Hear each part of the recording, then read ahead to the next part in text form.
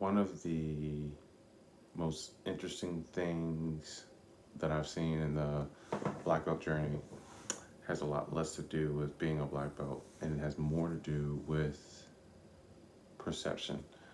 And I was actually having a conversation today, and I'm a black belt, but that's irrelevant. This was actually a conversation today, and it wasn't something driven by me, but this was actually a conversation driven by a black belt who was talking to someone who's now currently a master in our martial art. We would call them a sabanim. And in this case, they're a sabanim, which means they're a fourth degree black belt in the martial art.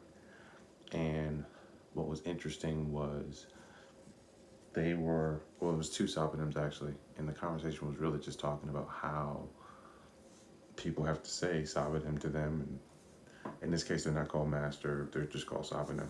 Um, but the concept was like, what's different? How do you feel different? And I think back to myself personally. Once you become a black belt, as a gut member or an underbelt, you essentially look at the black belts as they've had this experience, they've had this, that, and the third, and they can teach me so much. And yeah, the black belts do have an experience that they can teach and pour into the gut members. The masters thereby have more experience and have stuff that they can teach the black belts that are new in this area. And the conversation the Zobnims were really saying is that they didn't really feel different. One Sobanim said, I don't feel any different. The other Sobanim said, I feel a lot different. And I guess I say that to say everybody has their own unique experience. But in my case, being a black belt has been a unique way of looking at everything because I still practice to get better. I still practice to improve. I still practice to learn and grow.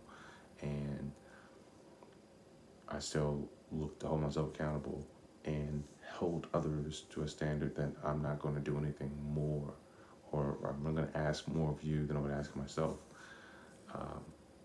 I mop the floors. I clean up. I help to teach. Take out trash from the dojo. And I think that's a part of being a black belt, a part of being a student. Those who don't seek to mop the floors and to be engaged in the community in a way that uplifts the community. I think it's a challenge for them to even call themselves a martial artist, or a challenge to call themselves a black belt. That's my opinion. Not to say it's relevant to others, but I definitely have seen this, not just in my studio, but in other studios. And again, I go back to the masters. The masters were doing that by example, taking out the trash, leading by example, mopping the floors on a regular basis, helping to train others who, there was a black belt that was training today who drove thousands of miles to come to learn from these masters. And in that sense, they were learning what they wanted to learn, what they're passionate about learning, and getting a valuable skill set. This particular black belt that traveled thousands of miles was a previous grand champion and still wanted to learn, still wanted to grow, still wanted to get better and improve. That kind of sacrifice is appreciated to me.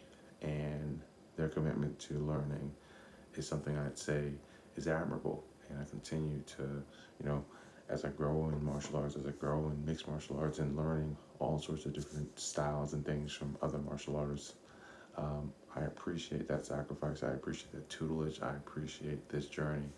And that's one of the things I value the most about being a black belt, is just learning from others and continuing to support the community on a larger basis.